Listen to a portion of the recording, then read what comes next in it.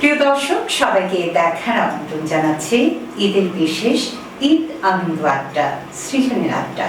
আজ আমরা আমাদের বিশেষ এই আয়োজনে এমন একজন গুণী মানুষকে আমন্ত্রণ জানিয়েছি, যিনি একজন নাটকের মানুষ, নাটক নির্মাতা এবং সেই সাথে তার অভিনীত বেশ কিছু নাটক সিটিভিতে প্রচারিত হয়েছে। তিনি আমাদের সকলের প্রিয় নাট্য ব্যক্তিত্ব রূপায়ণ বড়ুয়া। দাদা, আপনাকে স্বাগত আমাদের আজকের এই আয়োজনে। কেমন আছেন? এই তো আছি, তোমাকে ধন্যবাদ। আমি তোমাকে তুমি করে বললাম, যেহেতু দীর্ঘদিন তোমার সাথে আমার পরিচয় এবং তোমার সাথে আমার কিছু কিছু কাজও হয়েছে, ছোট বোন হিসেবে তোমাকে আমি তুমি করেই বললাম। দি ক্রাইম বিটি মাল্টিমিডিয়ার আয়োজনে আমাদের আজকের এই বিশেষ আয়োজন।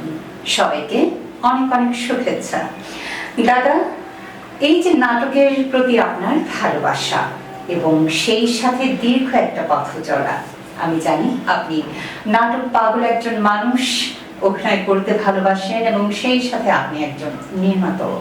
শুরুতেই জানতে চাইব, নাটকের সাথে চলার শুরুটা কখন এবং কিভাবে হয়েছিল? ধন্যবাদ তোমাকে। আচ্ছা, আসলে আমার জন্ম হচ্ছে রাজবাড়ির অজর পাড়াগাঁয়ে। আমি যখন ছোট ক্লাস 3-তে যখন পড়ি, তখন থেকেই গানের প্রতি আমার একটা অনুরাগ ছিল। বুঝতেই পারছো, সেই সময় ইলেকট্রিসিটি ছিল না, টেলিভিশন ছিল না, মোবাইল তো অনেক পরে। এক সময় আমার প্রাইমারি স্কুলে আমার মনে আছে বার্ষিক ক্রীড়া প্রতিযোগিতা। এই বার্ষিক ক্রীড়া প্রতিযোগিতায় আমার ইভেন্ট হলো আমাকে একটা গান গাইতে হবে। আমি তো গান জানি না, রেডিওতে শুনতাম, বাবা রেডিও খুব ভালোবাসতো, বাবার একটা রেডিও ছিল। রেডিও তখন ছিল রেডিও বাংলাদেশ চট্টগ্রাম, এখন হচ্ছে বেতার, তখন কিন্তু রেডিও বাংলা ছিল। রেডিওতে শুনতাম আঞ্চলিক গান, একটা গান, ওরে ববু জামাই গোসা ওইও কিও লাই আজিয়া ববুরে নিতা নদীও কেন গরিবা খনা ফালকি ঘুরে দনা হইলে তোমারে দিতাম নদীও। এই ধরনের গানটা ছিল। শুনতে শুনতে আমার গান কিন্তু মানে কণ্ঠস্থ হয়ে গেছে, ঠোঁটস্থ হয়ে গেছে, অনেকটা। হ্যাঁ, তা আমার প্রধান শিক্ষক ছিল, তাও বিশিষ্ট কীর্তনিয়া সুজিত বরণ বুড়ো প্রয়াত। উনি আমাকে বলে যে তুই এই গান করবি। আমি হারমোনিয়াম বাজাতে জানি না, হারমোনিয়াম দেখি নেই। তো যা হোক, তো একজন হারমোনিয়াম সঙ্গত করলো, গেয়ে ফেললাম, পুরস্কার পেলাম। এই সেই থেকে আমার শুরু। এবং আমাদের গ্রামের একটা ইয়ে ছিল, ছোটদের একটা সংগঠন ছিল, মিনি কচি গাছের মেলা। ওই কচি গাছের মেলা যিনি পরিচালক, উনি হচ্ছেন প্রয়াত অতিলক বংশ মহাতের। ওনার মাধ্যমে উনি আমাকে বলে যে তোমরা একটা নাটক করো, ছোটদের নাটক, নাটিকা। নাটিকার নাম কি? তুষার কন্যা।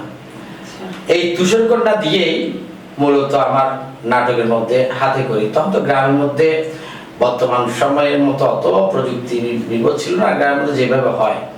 এই থেকে আমার নাটকের প্রতি ভীষণ দুর্বলতা। নাটক যেখানে হচ্ছে, আমি যখন 6ষ্ঠ শ্রেণীতে পড়ি, তখন আমাদের তখন কিন্তু স্কুলের মধ্যে, হাই স্কুলের মধ্যে প্রত্যেক বছর বার্ষিক সাংস্কৃতিক প্রতিযোগিতা, নাটক হতো।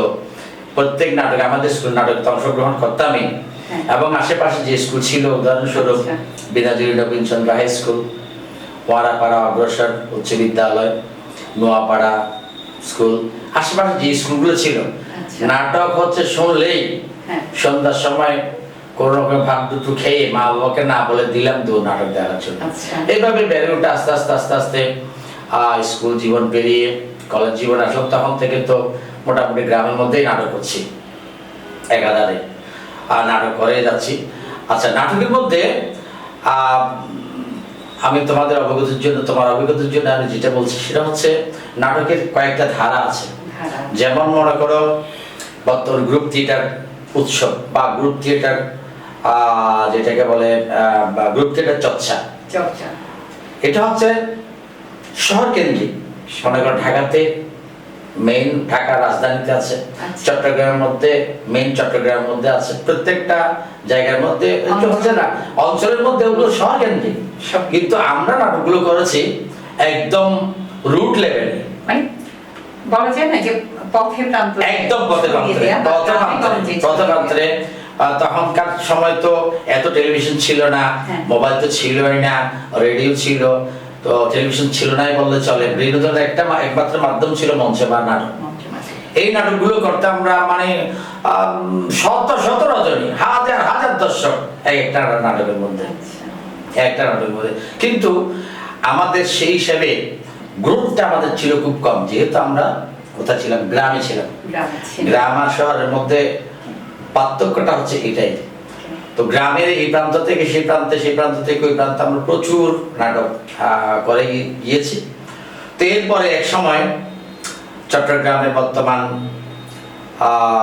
অত্যন্ত নবীন একজন মঞ্চ শিল্পী, আমার শ্রদ্ধেয় শিবটা চৌধুরী, চট্টগ্রামে ওনাকে অনেকেই চট্টগ্রামে ফেরদৌসী মজুমদার বলে।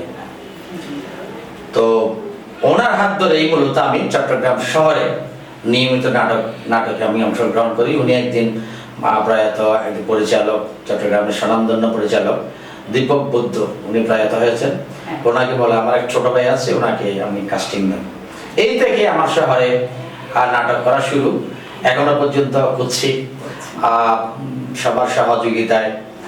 বাংলাদেশ টেলিভিশনেও নাটক করেছি, তারপরে চলচ্চিত্র যে একটা নাটক যে অভিনয় যে করিনি তা নয়, বেশিরভাগ আমি নাটক করেছি কিন্তু মঞ্চে, অর্থাৎ মঞ্চে বলতে এটা হচ্ছে বিনোদন নাটক। বিনোদন নাটক যেমন তোমার চট্টগ্রাম শহরে অনেক অফিস পাড়ার নাটক হতো, আমি বেশ কিছু অফিস পাড়ার নাটকে কাজ করেছি।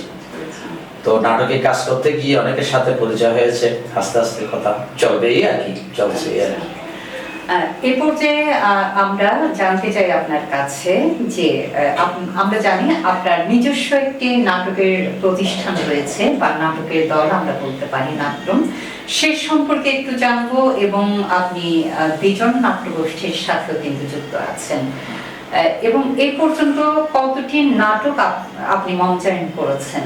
আচ্ছা, আমি তোমাকে বলি, আমার একটা সময় পর্যন্ত আমরা যে নাটকগুলো করেছি এটা একদম গ্রামে আগেই বলেছি। আমি শহরে যখন নিয়মিত নাটক যখন আমি করছি, তখন আমি নাটক করেছি। নাটক করার সময় আমার চলার পথে আমাকে অনেকে উৎসাহ দিয়েছে, নাটকের অভিনয় শিখিয়েছে, ডিরেকশন শিখিয়েছে। তাদের মধ্যে অন্যতম হচ্ছে চট্টগ্রামের প্রথম চলচ্চিত্র নায়ক আমার শ্রদ্ধেয় পঙ্কজ বদ্ধ সুজন, প্রয়াত পঙ্কজ পাল, যিনি হচ্ছে চট্টগ্রামে, ওনার হাত ধরে অনেক শিল্পী তৈরি হয়েছে। পঙ্কজ পাল, আমি কাজ করেছি প্রয়াত দীপক বুদ্ধ দাদার সাথে, আমি কাজ করার সৌভাগ্য আমার হয়েছে।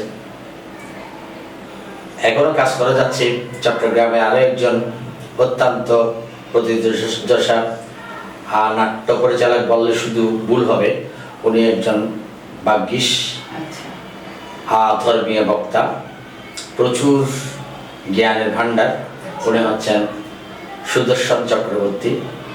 চট্টগ্রামে আর একজন প্রখ্যাত নাট্য অভিনেতা, নির্দেশক, রেডিও বাংলাদেশে যিনি বর্তমানে কাজ করছেন, আমার শ্রদ্ধেয় দাদা সৌমেরন চৌধুরী, ইত্যাদি অনেক পরিচালকের, গুণী পরিচালকের সান্নিধ্য পেয়েছি। সান্নিধ্য পেয়ে কাজ করতে গিয়ে, যেহেতু এখন তো মোটামুটি একটা বয়স হয়েছে, চিন্তা করলাম অনেকদিন তো মঞ্চে কাজ করেছি, মঞ্চের প্রতি আমার দায়বদ্ধতা অনেক, যেহেতু মঞ্চকে ভালোবাসি। তো সেই চিন্তা করে আমি নিজে একটা নাট্য গ্রুপ করেছি। আমার এই গ্রুপটার নাম হচ্ছে নাট্যম। পরবর্তীতে আমার নাটক যেহেতু করে, গ্রুপ থিয়েটারের অনেক নাট্য যোদ্ধাদের সাথে আমার পরিচয় হয়েছে, তারা অত্যন্ত ভালোবাসে, অনেক টেলিফিল্মে কাজ করেছি তাদের সাথে। সেই সূত্র ধরে মোশাররফ ভূঁইয়া পলাশ একদিন আমাকে আবদার করে যে তার একটা নাট্য গ্রুপ আছে, বিজন নাট্যগোষ্ঠী, এখানে আমাকে কাজ করতে হবে, যুক্ত হতে হবে। যুক্ত হয়ে গেলাম, না করতে পারিনি, যুক্ত হয়ে গেলাম বিজন নাট্য গোষ্ঠীর সাথে। বর্ষা পলাশ ভালো একজন অভিনেতা, সেও কাজ করে, এইভাবেই চলছে, এই আর কি, এই হচ্ছে অবস্থা আর কি। প্রিয় দর্শক, ঈদের বিশেষ আনন্দ আড্ডা, সৃজনের আড্ডা, এই পর্যায়ে আমরা নিয়ে নিচ্ছি ছোট্ট একটি বিরতি। কেউ কোথাও যাবেন না, বিরতির পর আমরা আবারও আসছি আমাদের আজকের অতিথির সাথে আলাপচারিতায়।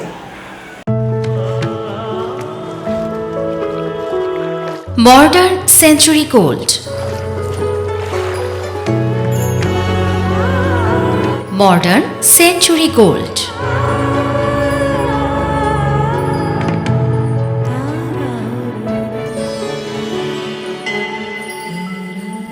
মডার্ন সেঞ্চুরি গোল্ড, 285 বিপণী বিতান, নিউ মার্কেট, দ্বিতীয় তলা, চট্টগ্রাম। আকর্ষণীয় 22 ক্যারেট স্বর্ণ অলংকারের নির্ভরযোগ্য প্রতিষ্ঠান। অভিজাত শ্রেণীর নারী পুরুষের প্রথম পছন্দ। মডার্ন সেঞ্চুরি গোল্ড, বিদেশি খাঁটি স্বর্ণ বিক্রির এক বিশ্বস্ত নাম। Modern Century gold. প্রিয় দর্শক, আমরা আবারও ফিরে এলাম আমাদের আজকের এই আয়োজন সৃজনের আড্ডা। আমাদের সাথে আছেন নাট্যজন রূপায়ণ বড়ুয়া। আমরা আবারও ফিরছি আলোচনায়। দাদা, এ পর্যন্ত বিটিভিতে আপনার অভিনীত কয়টি নাটক প্রচারিত হয়েছে? বিটিভিতে আমি একটা ধারাবাহিক নাটক সহ আচ্ছা, প্রায় 10-15টার মতো আমি নাটকে অভিনয় করার সৌভাগ্য আমার হয়েছে। এছাড়াও টেলিফিল্ম করেছি, অনেক টেলিফিল্ম করেছি। তবে উল্লেখযোগ্য একটা টেলিফিল্ম আমি করেছিলাম, যেটা আমি সহকারী পরিচালক হিসাবে কাজ করেছিলাম। এটার পরিচালক ছিল পঙ্কজদত্ত সুজন। টেলিফিল্মটির নাম ছিল মা। এই ফিল্মটি চট্টগ্রামের সেই সময়ে প্রায় 100টা ফিল্ম যে একটা ফেস্টিভ্যাল হয়েছিল। তো আমাদের এই টেলিফিল্মটি, মা ফিল্মটি শ্রেষ্ঠ পুরস্কার পেয়েছিল। এবং আমার মনে আছে আপনার একটি ছবির শুভ মহরত অনুষ্ঠানে কিন্তু আমিও ছিলাম, এবং আপনি আমাকে কিন্তু আমন্ত্রণ জানিয়েছিলেন। হ্যাঁ, এটা আমার একটা আয়োজনটা আমার কাছে বেশ ভালো। এটা হচ্ছে আমার নাটকের প্রযোজনায় একটা নাটক ছিল, নাটকের নাম ছিল বড়দা। তো ওই নাটকের মহরত অনুষ্ঠানে আমি চট্টগ্রামের বেশ কয়েকজন গুণী শিল্পীকে আমন্ত্রণ জানিয়েছিলাম। আমাদের মাঝে উপস্থিত ছিল কবি এবং গীতিকার রুমি চৌধুরী ছিল, তুমি ছিলা। তারপরে তখন সেই সময়ের বাংলাদেশ বেতার এবং টেলিভিশনের সঙ্গীত পরিচালক প্রয়াত দীপক আচার্যী, তারপরে চট্টগ্রামের বেশ কয়েকজন বুদ্ধা ছিল, নাট্য শিল্পী এবং নির্দেশক উপস্থিত ছিল, এই আর কি। তো এছাড়াও আমি যেহেতু বৌদ্ধ ধর্ম, আমি বুদ্ধিস্ট, তো বৌদ্ধ ধর্ম নিয়ে আমি কিছু কাজ করেছি। সেটা হচ্ছে আমার একটা স্ক্রিপ্ট আমি একটা প্রকাশনা করেছিলাম, সেটা হচ্ছে যে অজাতশত্রু। এটার নাট্যরূপ দিয়েছেন আমার শ্রদ্ধেয় দাদা সুদর্শন চক্রবর্তী, ওনাকে আমি বলার পরে নাটক দিয়েছি। এই নাটকটা চট্টগ্রামের বিভিন্ন জায়গায়, একদম টিএস থেকে শুরু করে জ্যামশ্যানল থেকে শুরু করে বিভিন্ন জায়গায় অনেক রজনী মঞ্চায়িত হয়েছে। অত্যন্ত মঞ্চ সফল একটা নাটক, অত্যন্ত মঞ্চ সফল একটা নাটক আমি করেছিলাম। এছাড়াও আরো বেশ কয়েকটা নাটক আছে। আর সামাজিক নাটক বেশিরভাগ আমরা তো করি হলো আর সামাজিক নাটক। তো এই অনেক নাটক আমি অভিনয় করেছি আর নির্দেশনা দিয়েছি। এখন তো নির্দেশনায় দিই, একসময় অভিনয় করতাম। অভিনয়কে মনের প্রাণে অভিনয়কে ভালোবাসতাম। এই পর্যায়ে আসলে আমি আপনার কাছ থেকে আপনার প্রিয় কোন নাটকের দুটো লাইন আসলে এই ধরনের তো অনেক নাটক, দর্শকরা কিন্তু আসলে অনেক নাটক তো একসময় অভিনয় করেছি। তো আমি আমার কাছে আমার প্রত্যেকটা সৃষ্টি আমার সন্তানের মতো। আমি কাকে ফেলে কাকে রাখবো। তোমাকে বলি, আজি কল্যাণ মিত্রের এটা প্রসিদ্ধ একটা নাটক, সাগর চামানি, আচ্ছা, অত্যন্ত চমৎকার একটা নাটক, অনেক আগের নাটক। হ্যাঁ, এই নাটককে আমি মঞ্চ উপযোগী করে আমি মঞ্চায়িত করেছি অনেক রজনী। এছাড়াও অনেক রঞ্জন দেবনাথ, ভৈরবনাথ গঙ্গোপাধ্যায়, তারপরে ডাক্তার তাপস কুমার সহ অসংখ্য নাট্যকারের অনেক মঞ্চ সফল নাটক আমি করেছি বলতে পারো। আমি নাটক আমার ধ্যান জ্ঞানের মতোই, অর্থাৎ আমার পরিবারের পরে যে আমার ভালোবাসার জায়গা সেটা হচ্ছে মঞ্চ। এখন আমি ক্রাইম টিভির দর্শকদের উদ্দেশ্যে বলতে চাই, আপনারা আমাকে দোয়া করবেন আমার মৃত্যুটা যেন হয় আমার ওই সংলাপ বলতে বলতে মঞ্চে যেন আমার মৃত্যুটা হয়, কারণ মঞ্চ ছাড়া আমার মনে হয় আমি বিকলাঙ্গ। মঞ্চকে আমার এত পছন্দ হয়েছে সেটা বলার মতো না। প্রসঙ্গত উল্লেখ্য, আমার সহধর্মিনীর কথা বলতে হয়। তিনি গৃহিণী, আমি চাকরিজীবী, আমার দুটো ছেলে। আমার ছেলেরা কিভাবে লেখাপড়া করেছে, কোথায় লেখাপড়া করছে, তাদের টিউশন ফি কিভাবে হচ্ছে, ঠিকভাবে পড়ছে কিনা আমার কিছু নেই। আমি অফিস 9টা 5টা অফিসের পরে নাটক নিয়ে ব্যস্ত। আমার সহধর্মিনী অত্যন্ত হেল্পফুল, এবং অত্যন্ত হেল্পফুল বলেই আমি হয়তো এখন এটুকু পর্যন্ত আমি টিকে আছি আর কি। কিন্তু আমি যে হিসাবে শেষ সময় এসে শ্রম দিচ্ছি, আমি শুরু থেকে যদি ওইভাবে শ্রম দিতে পারতাম তাহলে হয়তো বা আমি নাটক নিয়ে বা নাটককে আরো অনেক কিছু অবদান আমি রাখতে পারতাম। এখনো আমার নাটকের সেরকম নাটকের জন্য আমার সেরকম অবদান, আমি উল্লেখযোগ্য অবদান রেখেছি সেটা আমি দাবি করতে পারি না। তবে নাটককে ভালোবাসি, আমি চাই জীবনের শেষ দিন পর্যন্ত নাটক নিয়ে থাকার জন্য। এরপর যে আপনার প্রিয় কোনো নাটকের দুটো লাইন আমরা সংলাপ শুনতে চাই। আসলে এই মুহূর্তে আমি কি সংলাপ বলবো তারপরও চেষ্টা করি। এটা আমার একটা প্রিয় নাটক, সবার উপরে মা। এই নাটকের অন্যতম চরিত্র হচ্ছে পুষ্পেন্দু বড় ভাই। বড় ভাইয়ের অভিনয় পিকু। আমি তোকে অনুরোধ করছি ভাই, সাদা ডাক্তার হিসেবে নয়, আমার ভাই হিসেবে নয়, গ্রামের একজন সচেতন যুবক হিসেবে তোকে আমি হাত জোর করে অনুরোধ করছি, তুই গ্রামে আয়।